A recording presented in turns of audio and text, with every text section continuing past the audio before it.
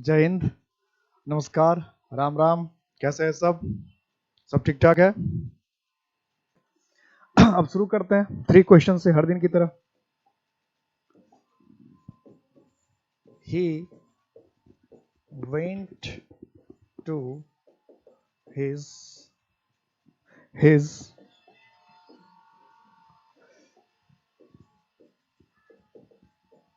brother-in-law's in Kolkata.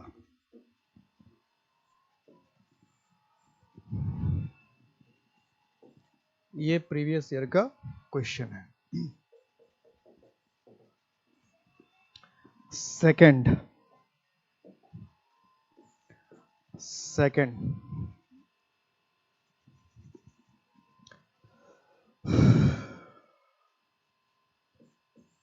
all the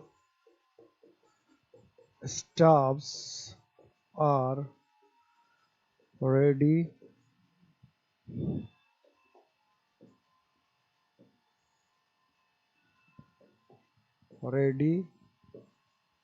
for the meeting.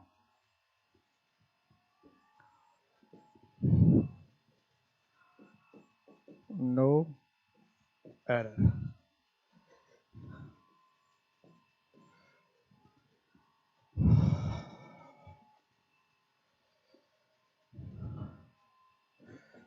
He was medical officer for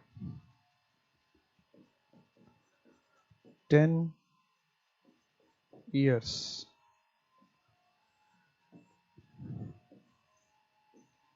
A, B, C और कोई गलती नहीं तो no error.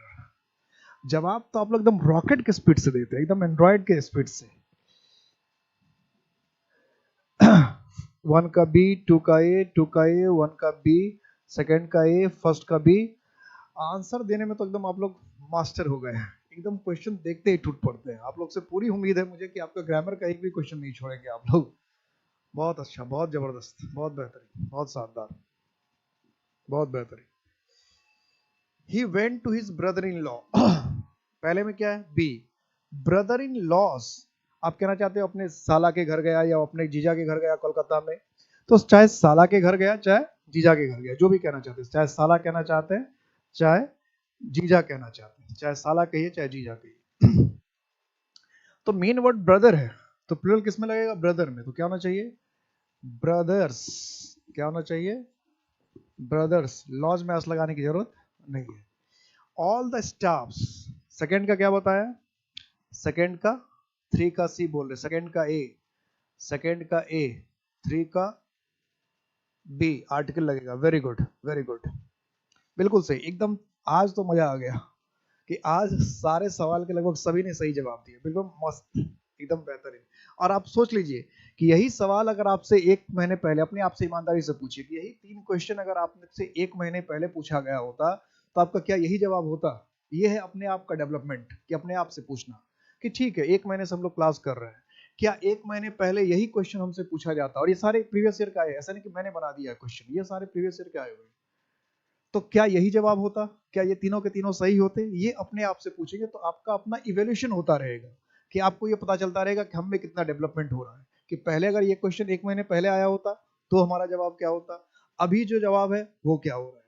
तो इसमें क्या होगा? स्टाफ्स होगा नहीं, क्योंकि स्टाफ्स का मीनिंग क्या बताया था कि स्टाफ में अगर हम वीएस लगा देते तो स्टाफ का मतलब खंभा हो जाता है।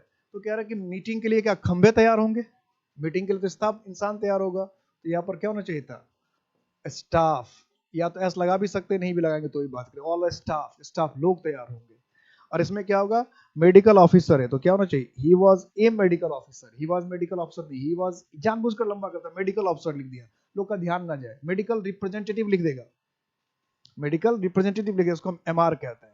ऐसे ऐसे काम करता और ये छोड़ देगा, लोग का ध्यान ही नहीं जाता, लगता ठीक तो है मेडिकल ऑफिसर, मेडिकल ऑफिसर, तो ए मेडिकल ऑफिसर, ठीक है। हम कहते हैं आईपीएस है तो हम कहते हैं एनआईपीएस, आईएएस हो तो एनआईएएस, ऐसा नहीं खाली आईएएस है, he is an IAS, he is an IPS, ऐसे बात करते हैं। तो एकदम परफेक्टली सबका जवाब बिल्कुल सही है। आज तो एकदम मजा आ गया, सबने बिल्कुल सही सही जवाब दिया है। अब बात करते हैं हम लोग जिस टॉपिक से हम लोग डिस्कस कर रहे थे उससे बात करते हैं। बात हमने की थी किसकी? कंपाउंड नाउन के प्लूरल बनाने की, जिसमें हमने तीन तरह की बातें की, तीन तरह के नाउन को प्लूरल बनाया कंपाउंड नाउन को। एक में मेन वर्ड को प्लूरल बनाया, एक में मेन वर्ड को प्लूरल बनाया, मेन वर्ड, और दूसरा क्या है, दूसरे में क्या किया कि जो फुल वाला वर्ड था उसमें फुल में एस लगा दिया, जो फुल वाला वर्ड था उसमें फुल में एस लगा दिया, और जो तीसरे तरह का वर्ड है उसमें क्या था, थर्ड टाइप का वर्ड क्या था, थर्ड टाइप का वर्ड याद है? अच्छा, यही दो तरह की बात हुई थी कि जो मेन वर्ड था उसमें लगा दिया, जो फुल वाला वर्ड था उसमें था, और एक था प्रीपोजिशन, प्रीपोजिशन और नाउन अगर है तो नाउन वाले वर्ड में एस लगा दिया, प्रीपोजिशन को छोड़ दिया। ये तीन तरह की वर्ड हुई थी। अब मैं एक सेंटेंस पूछ रहा हूं, सेंटेंस पूछ रहा हूं, जरा इसमें बताइएगा कि ये इसमें क्या करके आएंगे आप। पूछ दिया, India needs no go between, India needs no goes betweens on the issue of Kashmir. Suppose करो कि ये सेंटेंस आ जाए, ये सेंटेंस कॉमन एरर में आ जाए, तो इसमें क्या करोगे?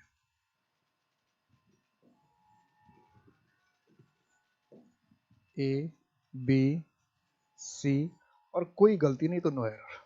अब क्या करोगे, ये सेंटेंस में क्या करोगे? क्या कह रहे हैं? एक महीने पहले सारे गलत हो जाते हैं कोई बात नहीं, कोई बात नहीं, अब सारे ऐसे ही सही हो जाते हैं, कोई बात। बहुत ईमानदार है आप तो, बहुत ईमानदार है। ये ईमानदारी से खुद का इवोल्यूशन करेंगे तो बहुत आप आगे जाएंगे, क्योंकि अपने आप को इवोल्यूशन, क्योंकि आप सिर्फ अपने आप को पहचानते, दूसरा कोई आपको नहीं पहचानता है। तो आपको अपना जो एवोल्यूशन होना चाहिए वो ईमानदारी से होना चाहिए। अगर अपने प्लान आप ईमानदारी से बनाएंगे, अपनी गलतियों को ईमानदारी से समझेंगे, अपने आप को ईमानदारी से एवेल्यूएट करेंगे, तो हमेशा आगे जाएंगे। दूसरे की गलती ढूंढने से कोई आगे नहीं बढ़ता, दूसरे में कमी ढूंढने से कोई आगे नहीं बढ़ता। हमेशा अपने में देखना पड़ता है कि हम क्या कर रहे हैं, हम में क्या चेंज हो रहा है, हम में कोई चेंज हो रहा है क्या। और ये क्वेश्चन मैं बता दूं, ये क्वेश्चन जितना देखने में भोला भाला लग रहा है इतना भोला भाला है नहीं, पहले ही मैं बता दे रहा हूँ। ये क्वेश्चन देखने में बहुत भोला भाला लग रहा है, लेकिन ये भोला भाला क्वेश्चन है नहीं, ये देखने में सिर्फ भोला भाला लग रहा है। बताओ क्या करते?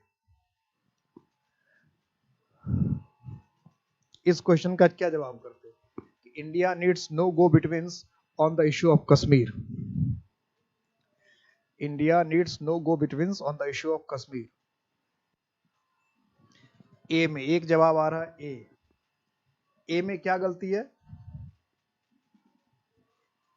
ए में क्या गलती है? ए में क्या गलती है?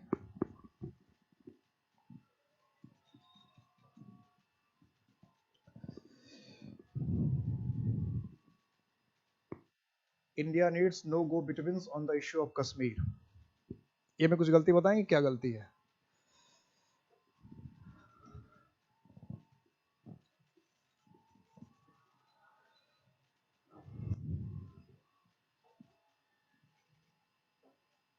नॉट टू गो बिटवीन होना चाहिए। अच्छा, नहीं पता, कुछ लोग कह रहे हैं नहीं पता कुछ। ये सेंटेंस देखने में जितना था उसमें उतना आसान है नहीं, इसमें नो एरर है। ये थोड़ा सा हाई लेवल का क्वेश्चन था, थोड़ा सा हाई लेवल। अभी मैं इसको पढ़ाने वाला हूँ, इसको पढ़ाया नहीं, पढ़ाने से पहले मैं पढ़ाने से जब पहले क्वेश्चन पूछते हैं तो ये डिफिकल्ट हो, और वैसे भी ये क्वेश्चन काफी हाई लेवल का है, लेकिन क्वेश्चन इससे पूछता है अभी जो टॉपिक हम लोग पढ़ने जा रहे हैं, क्योंकि ये कंपाउंड नाउन का क्वेश्चन है। सबसे पहले इंडिया नीड्स तो इंडिया यहाँ पर क्या है, कंट्री के लिए बात कर रहा है, प्रॉपर नाउन है, तो प्रॉपर नाउन को वर्ब चाहिए सिंगुलर, तो इंडिया नीड्स, यहाँ तक ठीक है। नो गो बिटवीन्स, यहाँ जो गो बिटवीन है ये नाउन है। सबसे पहले तो लोग यही नहीं समझ पाते, गो बिटवीन, गो लगता है अलग वर्ड है और बिटवीन अलग वर्ड है, इसलिए जानबूझकर मैंने इसको अलग अलग पार्ट में भी कर दिया था ताकि थोड़ा सा आपको और प्रेशर में आए। गो बिटवीन एक वर्ड है, और ये नाउन है, ये नाउन है। गो बिटवीन जो है सिनोनिम्स में भी पूछा हुआ है, गो बिटवीन। तो गो बिटवीन जब सिनोनिम्स में पूछता तो गो बिटवीन का आप क्या लिखेंगे मीनिंग? गो बिटवीन का मतलब होता है मीडिएटर, पंच, मध्यस्थ, समझौता कराने वाला। तो ये इस सेंटेंस का मीनिंग है कि भारत को कश्मीर के मुद्दे पर कोई समझौता करवाने वाला नहीं चाहिए। भारत को कश्मीर के मुद्दे पर कोई मध्यस्थ, भारत कहता है कि भाई ये भारत ये पाकिस्तान, कश्मीर जो है भारत पाकिस्तान का मुद्दा है, या कश्मीर जो है भारत, तो ये कहता है कश्मीर भारत का आंतरिक मामला है। ये भी नहीं कहता कि भारत पाकिस्तान का मामला है, कहता भारत का आंतरिक मामला है और इस पर किसी के मध्यस्थता की हमें जरूरत नहीं है। भारत का रुख हमेशा ऐसा रहा है, या भारत का हमेशा रुख यही रहा है, भारत का रुख हमेशा यही रहा है। ठीक है, भारत का रुख हमेशा यही रहा है कि भारत को मतलब ये कि कश्मीर के मुद्दे पर कोई भी मध्यस्थ नहीं चाहिए। ठीक है, कोई भी मध्यस्थ नहीं चाहिए। तो गो बिटवीन का मतलब होता है मीडिएटर। गो बिटवीन का मतलब है मीडिएटर, मध्यस्थता करने वाला। गो बिटवीन का मतलब है मीडिएटर या मध्यस्थता करने वाला, जो मध्यस्थता करता है, जो मीडिएट करता है, उसको कहते हैं गो बिटवीन, मध्यस्थता करने वाला, मीडिएटर। तो अब इसमें रूल क्या है, इसे देखना है, रूल क्या है, बात क्या है इसमें। तो इसमें कहानी ये है कि कंपाउंड नाउन ही का केस चल रहा है। ये जो केस हम लोग पढ़ रहे हैं, ये कंपाउंड नाउन का ही केस पढ़ रहे हैं, और कंपाउंड नाउन का ये फोर्थ केस है। कौन सा केस है? फोर्थ केस में क्या होता है कि कोई वर्ड वर्ब के साथ होता है, और वर्ब के बाद उसके साथ कोई एडवर्बियल होता है। अब आपने एडवर्बियल का नाम पहली बार सुना होगा, या हो सकता है किसी ने पहले से भी सुन रखा हो, राम राम भाई राम राम, या हो सकता है किसी ने पहले से भी सुन रखा हो। पहले समझिए एडवर्बियल होता क्या है, और इसको पहले हिंदी में कहीं लिख भी लीजिए अगल बगल में। एडवर्बियल का मतलब होता है जो एडवर्ब ना हो, लेकिन फिर भी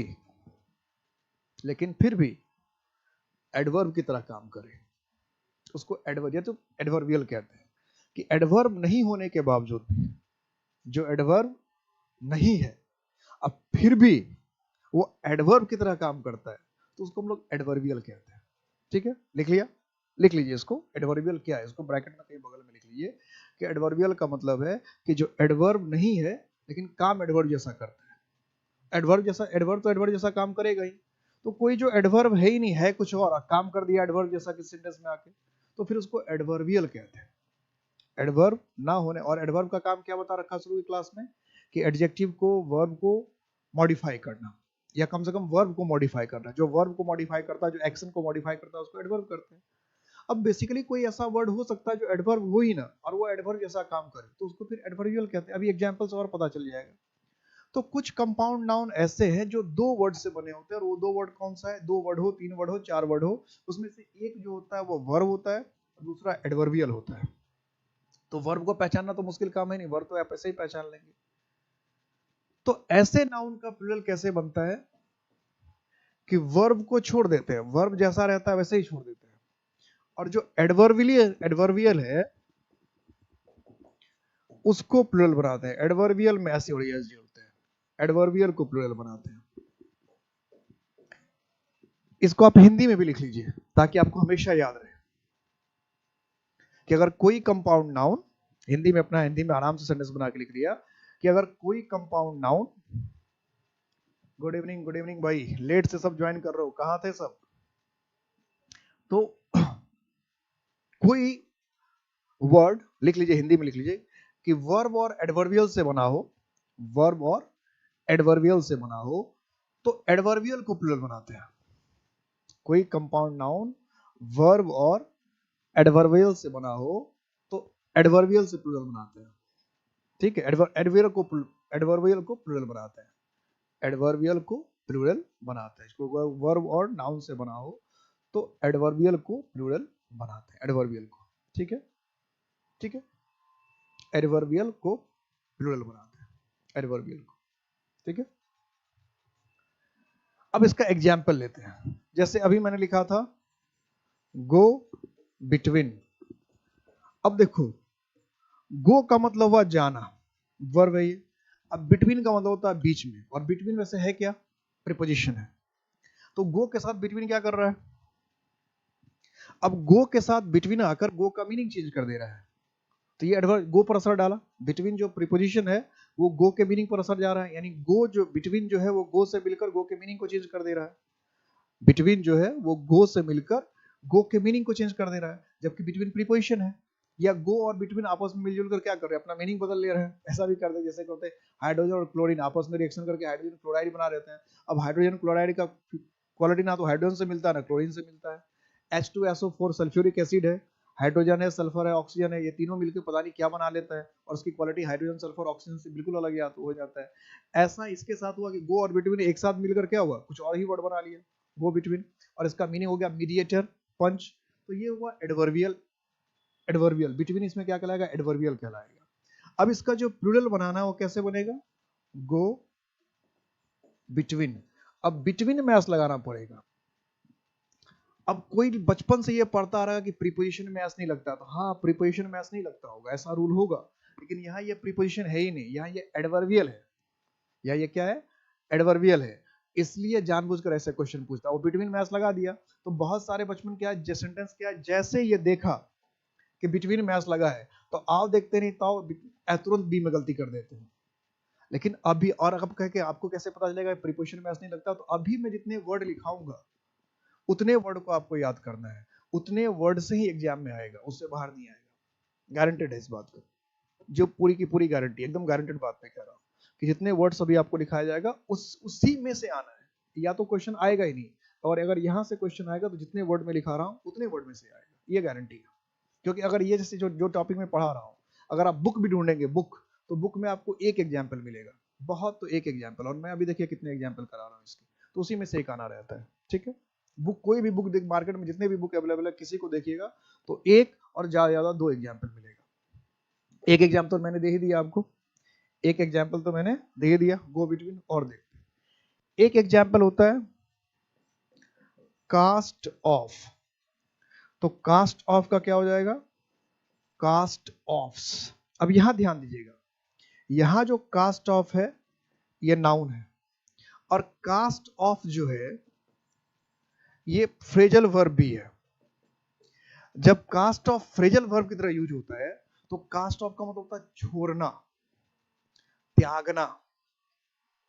कास्ट ऑफ का मतलब क्या है, छोड़ना या त्यागना। कास्ट ऑफ का मतलब है छोड़ना या त्यागना, कास्ट ऑफ छोड़ना या त्यागना, कास्ट ऑफ। और जब ये नाउन की तरह यूज होगा, जब ये नाउन की तरह यूज होगा तो कास्ट ऑफ का मतलब हो जाता है, दो मीनिंग होता है। एक तो होता उत्तरन, उत्तरन समझते हैं क्या होता है, उत्तरन। हिंदी में बहुत एक टीवी सीरियल बहुत पॉपुलर हुआ था, उत्तरन, देखा था किसी ने क्या, उत्तरन, आज से 8-10 साल पहले चलता था, बहुत चलता था उत्तरन। उत्तरन का जो नॉर्मल मतलब होता है वो होता है यूज किया हुआ सामान। जैसे आपने कुछ यूज किया और उसको फिर छोड़ दिया, तो इसको कहते हैं उत्तरन, कास्ट ऑफ। किसी भी चीज, जैसे आपने कपड़े पहने फिर पहनना छोड़ दिया, इसको उत्तरन कहते हैं। जूते पहनना सर, उसको कुछ दिन पहन के छोड़ दिया और किसी और को दे दिया, तो इसी को कहते हैं उत्तरन। अपना यूज किया हुआ सामान, आपका जो भी यूज किया हुआ सामान है उसको कहते हैं कास्ट ऑफ, जिसको अब आपने यूज करके छोड़ दिया, अब यूज नहीं करते, यूज करके छोड़ दिया अब आप यूज नहीं करते, उसको कहते हैं कास्ट ऑफ। एक तो ये मीनिंग होता है, मतलब यूज किया हुआ सामान, यूज करके छोड़ा हुआ सामान। ठीक है, यानी लगेज यूज एंड थ्रो, जो यूज किया और थ्रो कर दिया।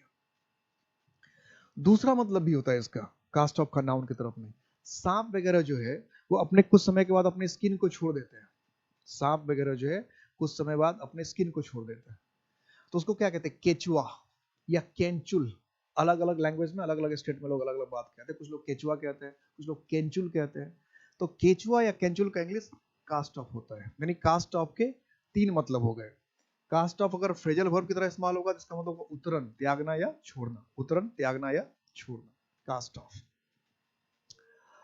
उसके बाद अगर कास्ट ऑफ हम नाउन की तरह यूज करते हैं तो नाउन के यूज तरह करने पर कास्ट ऑफ के दो मतलब, एक तो हो जाएगा उतरन, अपना इस्तेमाल किया हुआ सामान, और दूसरा हो जाता है केचुआ, सांप का छोड़ा हुआ स्किन।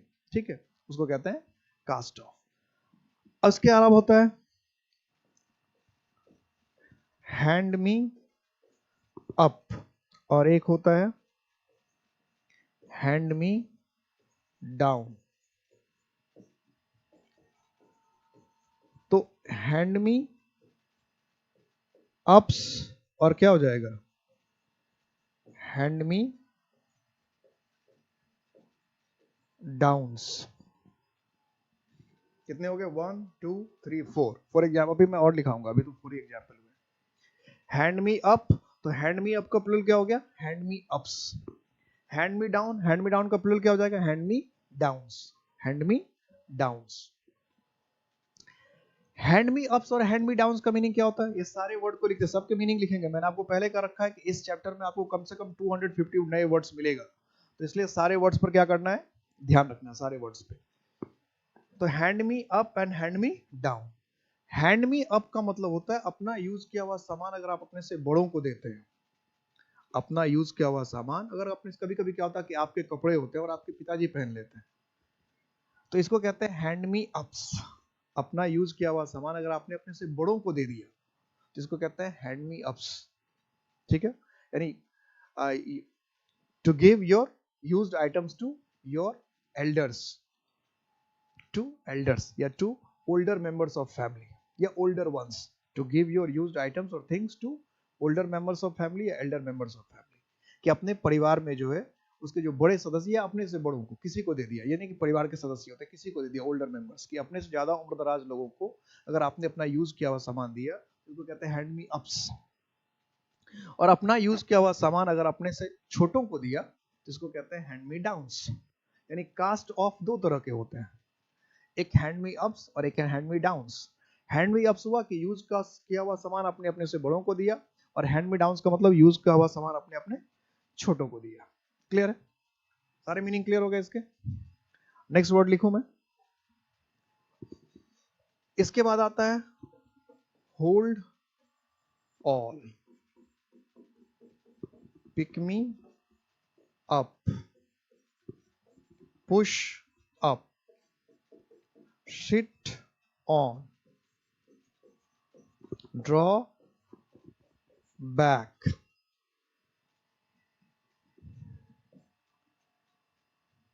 कैपिटल लिख दूं सबको, क्या कैपिटल ही कर देता हूं, सब कैपिटल तो कैपिटल ही कर देता हूं। Draw back, touch me not. अब बुक में सिर्फ एक एग्जाम्पल रहता है और देखिए मैंने कितने एग्जाम्पल दे दिए आपको, 10 दे दिए, इसलिए मैंने कहा कि इतने को याद कर लीजिए, इसी में से आना होगा। ठीक है, अब इसका मीनिंग भी लिखते जाइएगा। होल्ड ऑल का प्लूरल क्या हो जाएगा, होल्ड ऑल्स। देखिए ऑल में एस लगा है, होल्ड ऑल्स। लोग तो देखते दिमाग खराब हो जाएगा, अरे ऑल में कैसे आ लगा दिया, तो पागल हो गया, पागल हो गया, देखो देखो देखो ऑल में एस लगा दिया, अरे बाबा रे बाबा इतनी बड़ी गलती कर रहा है, एकदम पागल हो गया है, तो ऑल में एस लगा रहा है, एकदम इसका दिमाग, इसको इंग्लिश कुछ आती ही नहीं है। और आप मुस्कुराएंगे, अच्छा ठीक है, ठीक तो है, क्या गलती है इसमें। पिक मी अप्स क्या हो जाएगा, पिक मी अप्स। एकदम देखते ही जिसको रूल नहीं पता वो तो कूद जाएगा, अरे मुझे गलती मिल गया, अब मैस लगा रखा है, अब यही गलत। पिक मी अप अगर है तो पिक मी अप्स अगर लिखा तो बिल्कुल सही है। ये मतलब अगर कल को पिक मी अप्स आ जाए, ये वर्ड अगर आ जाए तो उसमें अब इसको तो आपको गलती नहीं काटना, ये नहीं कि इसको देखकर किसी और वर्ड को गलती, ये सिर्फ वर्ड आए तो, ये ध्यान रखिएगा। मैं ये नहीं कह रहा हूं कि कोई भी प्रीपोजिशन में एस लगा हो तो कहिएगा सही, ऐसा नहीं कह रहा हूं। ये 10 वर्ड आए और इसमें अगर एस लगा हो तो इसमें गलती मत कीजिएगा। इसके अलावा अगर कहीं दूसरे वर्ड में आया तो आप सोच सकते हैं गलत कर लीजिएगा, लेकिन ये जो वर्ड मैंने लिखा रखा इसमें अगर एस लगा है तो इसको कूद के गलती नहीं काटना, कि लिखा है पिक मी अप्स तो आपने गलत काट दिया, लिखा है होल्ड ऑल्स तो आपने गलत काट दिया, ऐसी गलती नहीं करनी। अगर लिखा है गो बिटवीन्स आपने गलत कर दिया, ऐसा बिल्कुल नहीं। लिखा है हैंड मी अप्स और आपने उसको गलत कर दिया, कास्ट ऑफ्स आपने गलत कर दिया, कोई ऑफ में एस लगा दिया, तो इस वर्ड में नहीं, इस वर्ड के अलावा अगर कहीं आए तो आप सोचिएगा अपना कर सकते हैं, लेकिन इस वर्ड में और एग्जाम में तो यही आएगा, तो इसमें नहीं फंसना है, इस 10 वर्ड में नहीं फंसना है, उसके अलावा आप कुछ भी कर सकते हैं। पुशअप तो आपने बहुत किया होगा, पुश अप्स कहते हैं नहीं, पुशेस अप तो नहीं कहते हैं, पुश में ईएस लगना चाहिए ना, कभी सुना है पुशेस अप, सब कहते हैं पुशअप्स, पुशअप्स, पुशअप्स करते होंगे एक्सरसाइज फिजिकल में। या सिट ऑन्स, उठक बैठक, दंड बैठक करते होंगे, तो उसको सिट ऑन्स कहते हैं, 50 सिट ऑन्स, 60 सिट ऑन्स, 700 सिट ऑन्स, उठक बैठक, दंड, जिसको हिंदी में लोग कहते हैं दंड पेलना, तो सिट ऑन्स। ड्रॉबैक, ड्रॉबैक का मतलब क्या होता है, शॉर्ट कमिंग। शॉर्ट कमिंग का मतलब क्या होता है? त्रुटि, कमी या खामी। शॉर्ट कमिंग का मतलब क्या है? त्रुटि, कमी या खामी। त्रुटि, कमी या खामी, शॉर्ट कमिंग। ठीक है, त्रुटि, कमी या खामी, शॉर्ट कमिंग। तो ड्रॉबैक का प्लूरल क्या हो जाएगा? Drawbacks, drawbacks. Touch me not, touch me एक नॉट, एक फ्लावर है जिसको हम लोग कहते हैं लाजवंती, लाजो। Touch me nots, touch me nots, touch me nots, touch me nots. ठीक है, टच मी नॉट्स। क्लियर है? क्लियर है ना? टच मी नॉट्स, तो टच मी नॉट्स लिखना है, टच मी नॉट्स। तो ये जो 10 वर्ड है इसको यही से करना है। ठीक है, टच मी नॉट मतलब 10 वर्ड यही से करना है। इसको याद रखना कि इसमें एस लगा। और इसका मीनिंग क्लियर हो गया? अब इसे इस पुशअप का मीनिंग पता था, इसका होल्ड ऑल का मीनिंग नहीं पता है। होल्ड ऑल जो होता है ये बैग होता है, बिग बैग। बहुत बड़े बड़े थैले जो लोग रखते हैं पीठ पीठ पे लटका के चलते, बड़े बड़े थैले दिखाना, उसको कहते हैं होल्ड ऑल। इसमें सारा सामान आ जाता है, बड़ा सा थैला पीठ पीठ पे लटका के चलते हैं।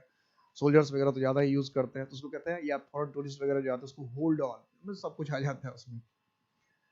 Pick me up, pick me up जो है एक ड्रिंक का नाम है। ड्रिंक जो लोग पीते हैं, drink, pick me up drink है। ठीक है, तो पिक मी अप्स। और पुशअप तो पता ही है, पुशअप हो गया एक्सरसाइज, सिट ऑन हो गया एक्सरसाइज, ड्रॉबैक का मतलब हो गया कमी, और टच मी नॉट का मतलब हो गया फूल, पौधे का नाम है लाजवंती, लाजो, जो छुई मुई जिसको कहते हैं, छुई मुई, जो छूते ही मुरझा जाता है उसको कहते हैं टच मी नॉट। ठीक है, अब कोई भी सेंटेंस आपको ऐसे पूछ देगा, एग्जाम में जाएगा और सेंटेंस ऐसे पूछ देगा, I went to the station and collected my hold alls। तो अब आप खुद सोचो, और ये तो क्वेश्चन मिलेगा जो मैंने पूछा है, इसमें एक दो वर्ड को चेंज करके मैंने पूछा हुआ है, ये हु बहु ऐसा क्वेश्चन आया हुआ है एग्जाम में, बस एक दो वर्ड को मैंने चेंज किया है। अब आप सोचो अगर ऐसा क्वेश्चन आ जाएगा तो कोई एकदम तौ में आ जाएगा, जज्बात में आ जाएगा, कहेगा अरे ये तो मिल गया इसमें गलती, ऑल में एस लगा रहा, ऑल में कहीं एस लगता है, सी में गलती कर देगा। जबकि इस क्वेश्चन में क्या करके आना चाहिए? इस क्वेश्चन में क्या करके आना चाहिए? नो एरर, इसमें कोई गलती नहीं है, इसमें कोई गलती नहीं है। आप क्या कहना चाह रहे हैं कि मैं स्टेशन पे गया और अपना जो बैग था वो लेकर आया, हो सकता है आपने बैग पार्सल मंगवाया हो, पार्सल से आया हो, कुछ भी किया हो, तो मैं स्टेशन पे गया और अपना बैग लेकर आ गया। क्या कहना चाह रहे हैं? मैं स्टेशन पे गया और अपना बैग लेकर आ गया। ठीक है, क्लियर है? सारे वर्ड, बस जितने वर्ड में लिखा रहा हूँ सारे वर्ड याद रखिएगा, वर्ड को नहीं छोड़ना, सारे वर्ड याद, सारे एग्जाम्पल याद होनी चाहिए। तो ये फोर्थ कंडीशन हुआ। इसी में नेक्स्ट कंडीशन है, इसी का नेक्स्ट कंडीशन है, जैसे कभी कभी क्या होता है, कभी कभी एक सेंटेंस में और लिखता हूं, जरा इसको बताइएगा इसमें सही है कि गलत है। जैसे मैंने लिखा my friend is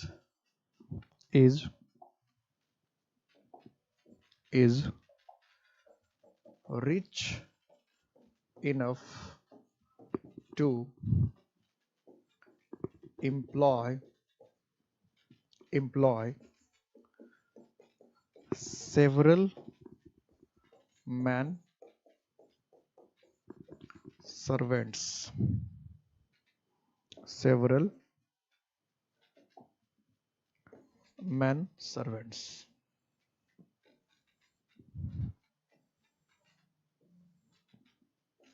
A B C D और नो एरर। ई में कर दिया नो एरर, जानबूझकर मैंने इसको 5 ऑप्शन दिया है, बताइए क्या करते हैं।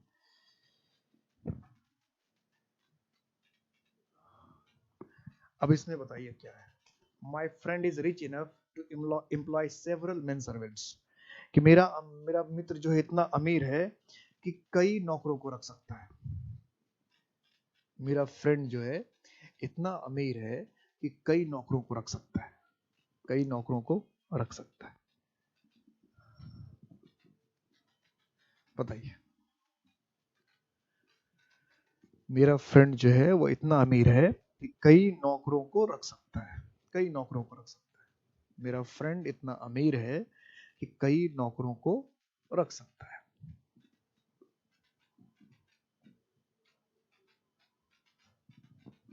ई, अरे लॉजिक लगा दिया सबने, समझ गया, मैं समझ गया, समझ गया, बहुत तेज हो गए सर। हाँ, बिल्कुल सही है, नो एरर है। पूरा दिमाग लगा दिया, हाँ? मतलब खिलाड़ी टाइप के हो गए आप लोग तो, एकदम सब खिलाड़ी हो गए। बहुत बड़े खिलाड़ी हो गए आप लोग तो, बिल्कुल सही, बिल्कुल सही, एकदम रीजनिंग लगा दिया, बिल्कुल सही, वेल डन। इसमें कोई गलती नहीं है, एकदम सही पकड़ा आपने, एकदम दिमाग लगा दिया। नहीं तो क्या करते इसमें लोग, किसी फ्रेंड से पूछिएगा वो है तो सी में गलती बताएगा या डी में गलती बताएगा। आप अपने किसी भी फ्रेंड जो क्लास नहीं करता है, अभी तक मेरी क्लास नहीं कर रहा है, उसे किसी से पूछिएगा वो या तो सी में गलती बताएगा या फिर डी में गलती बताएगा, पक्का एक ना एक कोई कोई फ्रेंड बताएगा भाई एम को एम करो, कोई कहेगा सर्वेंट में से ऐसा हटाओ, पक्का। लेकिन आप समझ गए कि अच्छा सर ने पूछा है तो कुछ ना कुछ खेला हो गई, कुछ ना कुछ बात होगी, तो बिल्कुल सही है। इसमें कोई गलती नहीं है, नो एरर नहीं है। लेकिन क्यों, इसका रूल क्या है? हालांकि ये जो क्वेश्चन मैं बता रहा हूँ, इसके कुछ बुक ने गलत आंसर दे रखे हैं, मैं ये भी बता दूं कि इस तरह का क्वेश्चन आया हुआ है, और कुछ बुक ने जो इसका सॉल्यूशन दे रखा है उसमें गलत दे रखा है। कुछ बुक ने क्या किया, एम को एम बता दिया है, और एक आध बुक ने क्या किया कि सर्वेंट का हटा दिया है। मतलब दो तरह की गलती कर रखा है बुक ने, और कुछ बुक ने सही भी आंसर दे रखा है, नो एरर भी कर रखा है, ऐसा भी है। इसका सही आंसर यही क्यों है, अब इस पर बात करते हैं। ये भी जो है, ये भी कंपाउंड नाउन का ही पार्ट है, ये भी कंपाउंड नाउन का ही पार्ट है। तो कंपाउंड नाउन में अब हम लोग फिफ्थ कंडीशन में आ रहे हैं। फिफ्थ कंडीशन में क्या है कि कुछ ऐसे वर्ड होते हैं,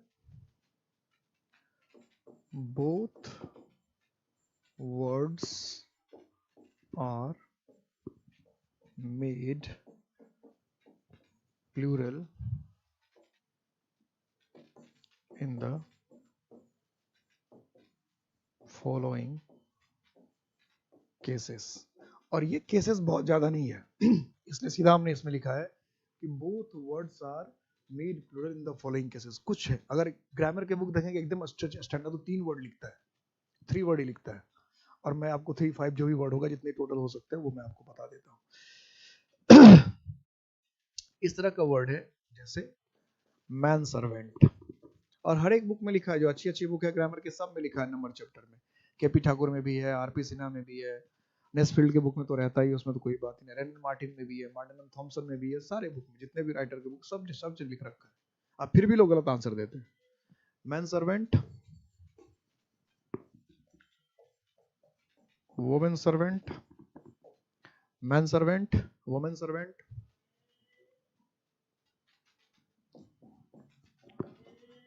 night Templar, night Templar, women victim, इस तरह के वर्ड्स।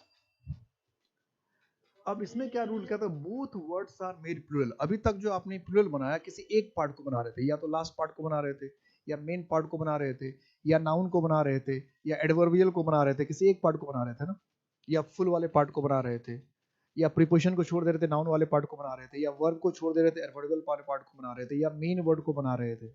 यही तो अब तक किया। लेकिन अब कह रहा है कि कुछ ऐसे वर्ड्स, ये वर्ड बिल्कुल आपके सामने है, और इसी तरह के वर्ड्स अगर आप और बनाएंगे तो उसमें भी यही, बस बिल्कुल इसी पैटर्न पे वर्ड होना चाहिए, इससे डिफरेंट नहीं होना चाहिए। इसमें मैन सर्वेंट का मतलब क्या, जो मैन है वही सर्वेंट है, जो सर्वेंट है वो मैन है, जो वुमेन है वो सर्वेंट है, जो सर्वेंट है वो, दोनों वर्ड एक दूसरे के लिए आया हुआ है, ये ध्यान रखिएगा। नाइट जो टेम्पलर है वो नाइट है। नाइट का मतलब क्या, तो सुरवीर, ये जो के लगा है, सुरवीर या योद्धा होता है नाइट टेम्पलर का मतलब। वुमेन विक्टिम, जो वुमेन है वही विक्टिम है, जो विक्टिम है वो वुमेन है। विक्टिम का मतलब क्या हुआ, जो किसी का शिकार हुआ हो। तो इसमें दोनों वर्ड को प्लुरल बनाते हैं, मैन भी और सर्वेंट्स भी, ठीक है। आपको वुमेन है तो वुमेन भी प्लुरल बनाना है, वीमेन, और सर्वेंट में भी एस लगाना, सर्वेंट्स। आपको नाइट टेम्पलर्स है आपको नाइट्स में भी एस लगाना है, नाइट्स में भी एस लगाना है, और टेम्पलार्स में भी एस लगाना है। वुमेन विक्टिम है, आपको वुमेन भी प्लूरल करना है और विक्टिम में भी एस लगाना है। तो मैन सर्वेंट का मतलब हो गया नौकर, वुमेन सर्वेंट का मतलब हो गया नौकरानी, नाइट टेम्पलर हो गया सूरवीर योद्धा। इंग्लैंड में ये पोस्ट होता है, पूरा मध्यकालीन इंग्लैंड में होता है। इसी इसी के नाम पर आपने देखा केकेआर कोलकाता नाइट राइडर्स, यही नाइट रहता है। और वुमेन विक्टिम मतलब महिला पीड़िता, महिला पीड़िता, महिला अगर कोई पीड़िता है, दुखी है, उसको हम क्या कहते हैं? Women victim. क्या कहते हैं उसको? Women victim. तो वुमेन विक्टिम्स क्या कर दिया हमने? Women victims. तो बात क्या हो रही है? बात क्या हो गई कि ये सारे जो वर्ड्स हैं इसके दोनों पार्ट प्लूरल बनते हैं। तो अब ऐसा ही कोई और वर्ड होगा बिल्कुल इसी पैटर्न। अब इसमें देखिए, इसमें मैन वुमेन होना चाहिए। अब इसमें लिख देंगे मेड सर्वेंट, तो मेड सर्वेंट का प्लूरल ऐसा नहीं कर देना है। और ये मेड सर्वेंट भी कई बार पूछा है, अब कि मेड में एस लगा दिया और सर्वेंट में ऐसा नहीं। इस सब में मैन या वुमेन ही होना चाहिए मैक्सिमम वर्ड में। और जो एक डिफरेंट वर्ड है वो आपको नाइट टेम्पलर्स अलग से कर दिया, जो डिफरेंट वर्ड है। नहीं तो मैन और वुमेन ही होता है इसमें सारे वर्ड में। मेड लिख दिया तो फिर नहीं होगा, मेड लिख दिया तो फिर नहीं होगा, या मेल लिख दिया तो नहीं होगा, फीमेल लिख दिया तो नहीं होगा। मैन या वुमेन ही होना चाहिए। और दूसरी बात क्या होना चाहिए कि दोनों एक दूसरे के लिए आए। जो मैन है वही सर्वेंट है, जो वुमेन है वही सर्वेंट है। इसमें एक वर्ड सिर्फ नाइट टेम्पलर अलग है, उसके बाद सब में यही रूल चलता है। ठीक है, सब में। जैसे दूसरा एग्जांपल हमने लिया, इसका मीनिंग लिख लिया, मैन सर्वेंट मतलब नौकर, वुमेन सर्वेंट का मतलब नौकरानी। नाइट टेम्पलर जो है पद है, सूरवीर योद्धा कहते थे, ये पद हुआ करता था अर्ल काउंटेस नाइट में। जैसे यहाँ पर हुआ करता था फ्यूड, या हम लोग कहते हैं युवराज, तो शहंशाह, तो या फिर कुछ और, तो ढेर सारे पद हुआ करते थे। तो ऐसे ही आप पद हुआ था, ये पद था मध्यकालीन। वुमेन विक्टिम, वुमेन विक्टिम मतलब अब महिला जो शिकार किसी चीज का, महिला पीड़िता भी कह सकते हैं। ठीक है। अब ये नाइट टेम्पलर जो है ये बहुत बड़े ओहदे वाले नहीं होते थे, बस शूरवीर योद्धा होते थे, बड़े बड़े टाइटल दिए जाते थे लोगों को।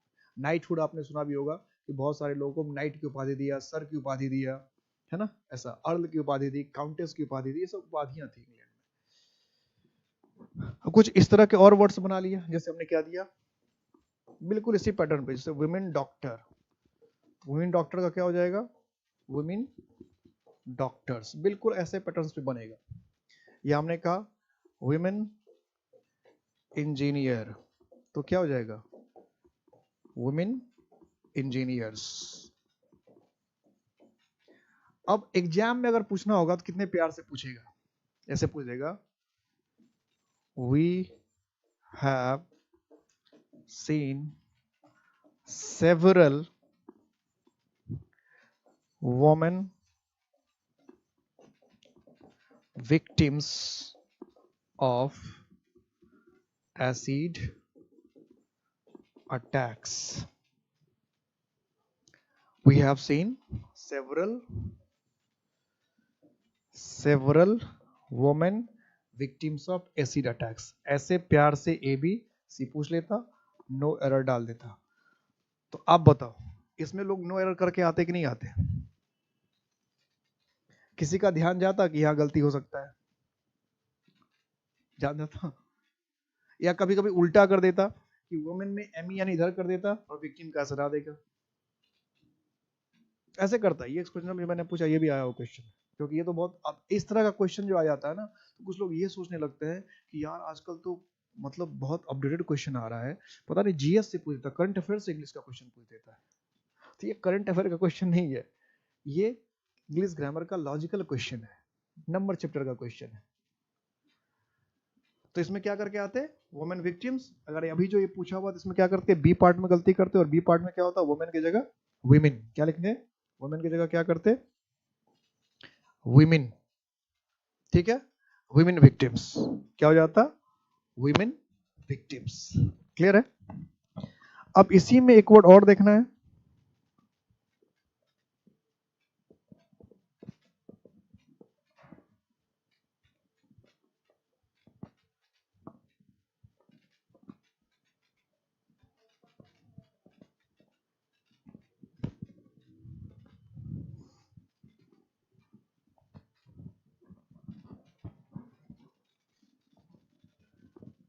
अब कभी कभी वर्ड्स क्या होता है, कितने हो गए, 5 हो गए।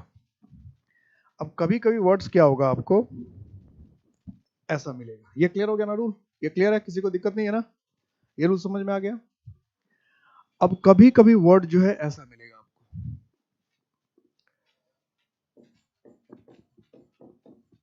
Statesman, chairman, chair woman, spokesman,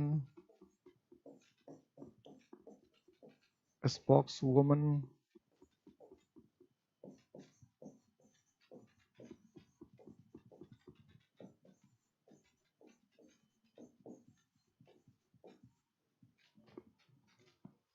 अब बताओ इसका प्लूरल कैसे बनाओगे? और ये कंपाउंड नाउन का लास्ट पार्ट चल रहा है, 6। मैंने कहा था ना 6 7 है, तो 6 थोड़ा सा और भी हो सकता है, देख लेंगे। कंपाउंड नाउन, इसका प्लूरल कैसे बनाओगे? और ये सारे डे टू डे लाइफ के वर्ड है कि नहीं, हर दिन यूज करने वाले वर्ड है, इसका प्लूरल कैसे बनाओगे? कौन कौन बना सकता है इसका प्लूरल? इन सारे वर्ड का प्लूरल कैसे बनाओगे? बताएगा कोई? किसी को पता है इन सब वर्ड का प्लूरल कैसे बनेगा? अब कुछ लोग तो इसमें क्या होता है कि तो पहले से प्लूरल है, स्टेट्समैन एस लगा है, स्पोक्समैन इसमें एस लगा है, स्पोक्सवुमन इसमें एस लगा है, तो पहले से प्लूरल, इसको प्लूरल बनाने की जरूरत क्या है? कुछ लोग ऐसे ही कहते हैं इसको तो प्लूरल बनाने की जरूरत नहीं है, इसमें प्लूरल बनाने की क्या हो सकता है, क्या जरूरत है? इसमें प्लूरल बनाने की कोई जरूरत ही नहीं है, इसको प्लूरल बनाने की कोई जरूरत ही नहीं है। बहुत सारे लोग ऐसा भी कहते हैं। आपका क्या मानना है, आपका क्या विचार है, किसको प्लूरल बनाने की जरूरत है या नहीं है? इसको प्लूरल बनाने की जरूरत है या नहीं है?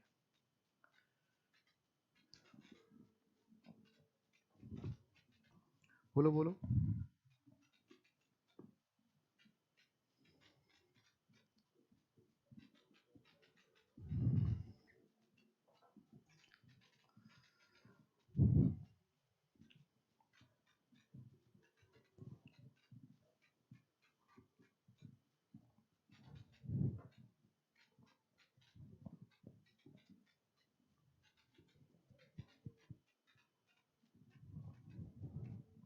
कोई बोल नहीं रहा है, कंफ्यूजन हो रही है क्या? कंफ्यूजन हो रही है? ये कंफ्यूज करने वाला भी क्वेश्चन है, इसमें जज्बाती होकर जवाब, इसमें आप कॉमन सेंस नहीं लगा सकते, इसलिए मैंने इस बार क्वेश्चन पूछा नहीं था, मुझे पता था कि आप लोग कोई कॉमन सेंस लगाओगे, इसलिए मैंने इस बार डायरेक्ट ही क्वेश्चन पूछ लिया। आप खिलाड़ी हो तो मैं भी खिलाड़ी हूँ, इंटरनेशनल खिलाड़ी हूँ मैं, खिलाड़ी हूँ तो खिलाड़ी हूँ। आप अगर मान लो अपने आप को शहंशाह समझते हो, तो मैं तो शहंशाहों का शहंशाह हो गया ना। है ना? तो इसमें जानबूझकर मैंने क्वेश्चन पूछा था, चलो ये आखिरी जाते जाते एकदम जबरदस्त गुगली। ये समझो इसमें क्या दिक्कत है, इसमें दिक्कत है इस वर्ड की, इसको ठीक समझना। एमियन मैन की दिक्कत है। एमियन मैन जो वर्ड है, ये इंग्लिश का वर्ड भी है, इंग्लिश का वर्ड है, इसका मतलब होता है पुरुष। और एमियन मैन जो है, ये हिंदी का भी वर्ड है, जिसका जो मन या मान के लिए यूज होगा, है ना? किसी वर्ड में मान लो मन लगा है तो एमियन लिखना है, या किसी वर्ड में मान है तो एमियन लिखना पड़ेगा, गुरदास मान, तो एमियन लिखेंगे, या डबल एम डबल ए भी लिख सकते हैं। तो इसका ये जो कंफ्यूजन है इस बात की वजह से। तो जब भी किसी वर्ड में एमियन लगा हो, तो सबसे पहले आप ये चेक कीजिए कि वो जो एमएन वाला वर्ड है, वो इंग्लिश का वर्ड है या हिंदी का वर्ड है। तो जैसे इन सारे वर्ड्स में हम देखते हैं, तो स्टेट्समैन इंग्लिश का वर्ड है, चेयरमैन इंग्लिश का वर्ड है, चेयर वोमैन इंग्लिश का वर्ड है, सब में चेयर, स्पोक्समैन इंग्लिश का वर्ड है, स्पोक्स वोमैन इंग्लिश का वर्ड, लेकिन ब्राह्मण, ब्राह्मण तो इंग्लिश का वर्ड नहीं है ना, ये तो हिंदी का वर्ड है, इसका सिर्फ स्पेलिंग इंग्लिश में लिखा है, लेकिन ये वर्ड इंग्लिश का नहीं, ब्राह्मण को इंग्लिश का वर्ड नहीं है, ये बस इंग्लिश में लिखा हुआ स्पेलिंग है, ये हिंदी का वर्ड है। मुसलमान, मुसलमान कोई इंग्लिश का वर्ड नहीं है, इसका सिर्फ स्पेलिंग इंग्लिश में लिख दिया। जैसे हम लिखे खाना, और खाना को हम लिख दे ऐसे, खाना, तो ये कोई इंग्लिश का वर्ड थोड़ी हो जाएगा, ये तो हिंदी का ही वर्ड रखा जो इंग्लिश में आपने लिख दिया है, लेकिन ये तो हिंदी ही है, खाना तो इंग्लिश है, ये तो कभी और खाना इंग्लिश वर्ड हो गया, ऐसा नहीं है, खाना हिंदी वर्ड है। इसी तरह से मुसलमान इंग्लिश में लिखा हुआ है, लेकिन ये इंग्लिश का वर्ड नहीं है। ब्राह्मण इंग्लिश में लिखा हुआ है, इंग्लिश का वर्ड नहीं है। तो अगर ये मैन है और इंग्लिश का वर्ड है तो इसको क्या करना पड़ेगा, MEN से प्लूरल करना पड़ेगा। ठीक है, मैन है और इंग्लिश का वर्ड है तो MEN से प्लूरल करना पड़ेगा।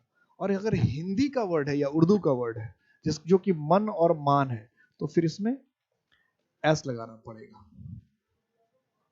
समझ में क्लियर बात आएगी कि अगर ये इंग्लिश का मैन या वुमेन वर्ड है, कि मैन वर्ड हो चाहे वुमेन वर्ड है, अगर इंग्लिश का वर्ड है तो फिर इसका प्लूरल इंग्लिश के हिसाब से बनेगा। मैन है तो MEN मैन हो जाएगा, वुमेन है तो WOMEN हो जाएगा, इंग्लिश के हिसाब से बनेगा।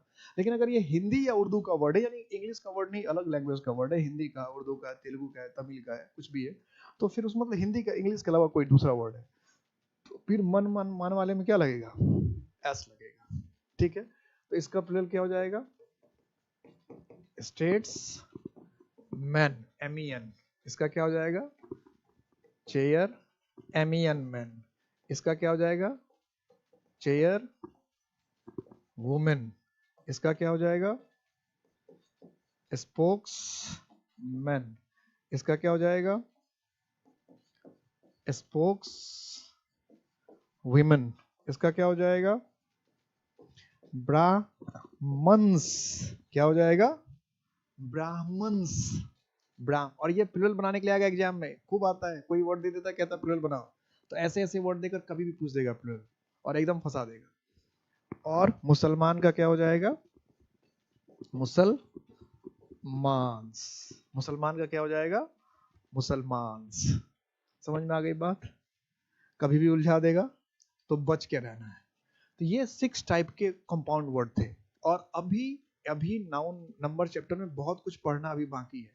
अभी ऐसे नाउन तो पढ़ना बाकी है जो लगेज, बैगेज, फर्नीचर है, ऐसे जो हमेशा इंग्लिश में प्लूरल होते हैं, ऐसे नाउन जो एस के बाद सिंगुलर होते हैं, ऐसे वर्ड जो 2 मीनिंग रखते हैं, 2 बार प्लूरल बनाते हैं, 2 अलग अलग मीनिंग रखता है। फिर फॉरेन प्लूरल्स है, फेनोमेनन है, उसका क्या होगा। तो अभी नाउन जैसे जैसे नाउन बहुत इंपॉर्टेंट चैप्टर है, वैसे ही कॉम्पिटिटिव एग्जाम के लिए नंबर भी बहुत इंपॉर्टेंट चैप्टर है। और नंबर से खूब क्वेश्चन बनता है, ढेर सारे क्वेश्चन बनते हैं। इसलिए अभी इनिंग्स विनिंग्स में कैसे क्वेश्चन बनता है, समन्स वगैरह कैसे क्वेश्चन बनता है, अभी ये तो जैसे नाउन लंबा चैप्टर था वैसे ये भी एक लंबा चैप्टर है और अच्छा खासा इससे क्वेश्चन बनता है। और अब मैं क्या कह रहा हूँ कि अब आप जाके जो क्वेश्चन बनाने लगेंगे नंबर चैप्टर, नाउन चैप्टर का, जो मार्केट वगैरह में लिखा है कि नाउन वाला, तो वो भी क्वेश्चन अब आपसे बनने लगेगा। क्योंकि मैंने आपको चैप्टर शुरू किया तो क्या कहा था कि कुछ बुक में क्या है कि चैप्टर लिखा है नाउन, लेकिन उसमें क्वेश्चन डाले हुए हैं सब नंबर के, सारे नंबर के क्वेश्चन डाले हुए हैं। तो अब जाके बनाइए, अब कहीं भी नाउन लिखा, आप क्वेश्चन बनाना शुरू कीजिए, बनने लगेगा। अब बनने लगा, अब बनना शुरू हो जाएगा। तो इसके आगे मैं नेक्स्ट क्लास में बताऊंगा। इसमें अभी बहुत कुछ बहुत इंपॉर्टेंट चीज बाकी है।